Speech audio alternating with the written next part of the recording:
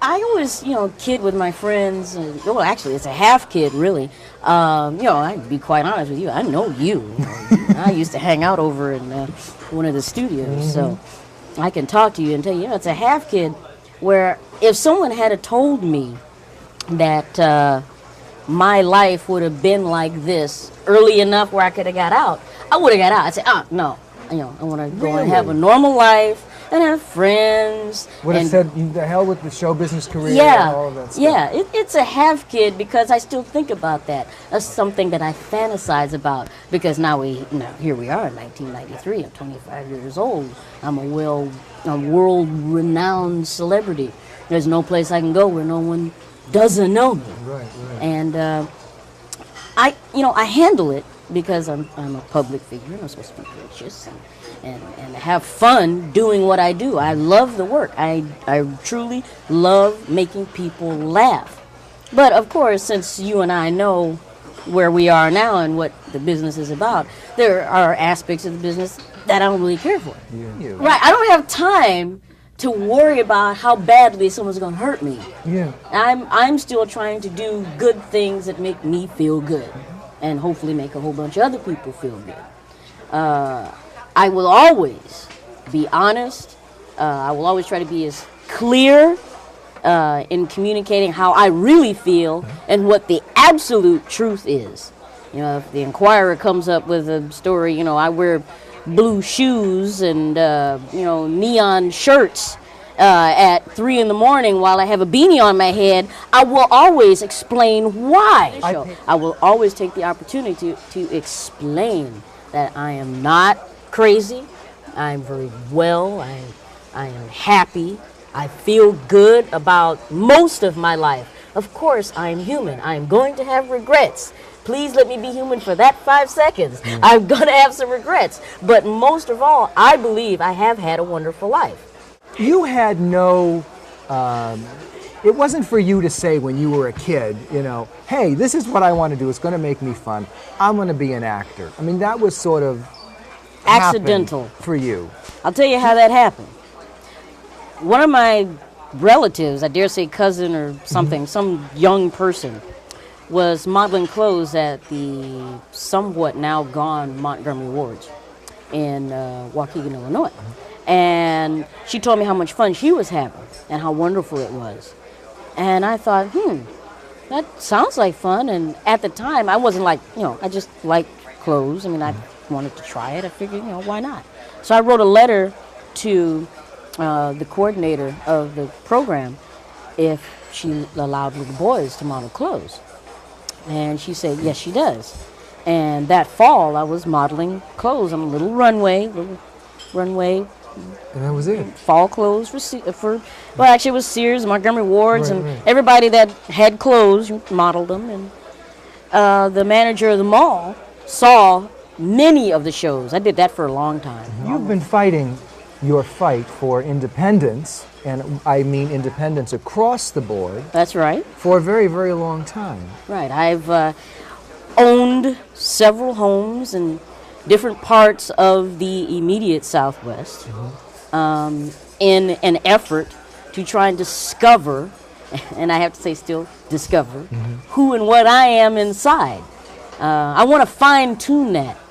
I want to fine-tune that to a point where it shows through in the characters that I will eventually play in upcoming projects. I want people to see even a little bit, the slightest little bit of Gary Coleman. I don't want them to see Arnold.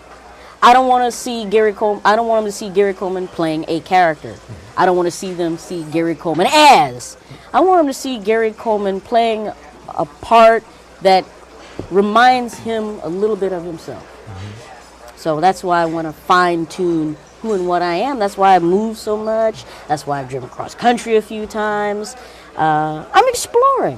One of my relatives, I dare say cousin or something, some young person, was modeling clothes at the somewhat now gone Montgomery Wards in Waukegan, Illinois. And she told me how much fun she was having and how wonderful it was.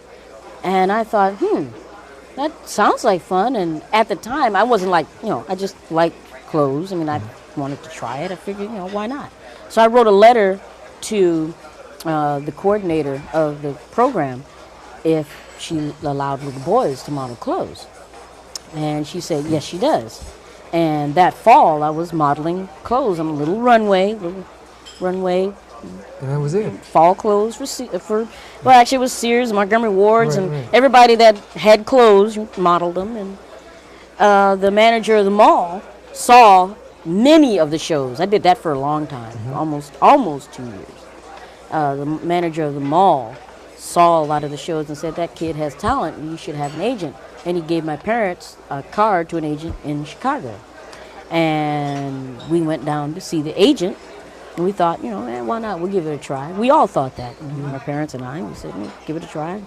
I started doing commercials in the Chicago area. Mainly, the thing that really started the wheel rolling really fast is the Harris Bank commercial. The odds were against you. Oh. I mean, We're talking about, it's the fairy tale story. I do the one thing that someone from here saw and said, that kid ought to be in pictures. I end up out here, as well meeting Mr. Norman Lear. And it has been really fairy tale. right, I started doing Jeffersons with Sherman, Right. Good Times, and all that whole time Norman was developing. Where did you? Okay, I wasn't good, but now that you brought this up, where did the "what you talking about" come from? Was that something you used to say? It was the way I said it. It just came out that way because I was being a kid, and they liked the way I said it. And just like Jimmy Walker's Dynamite, however he said it, it stuck. But for me to throw it, it's to throw it at that moment of absolute curiosity. What you talking about?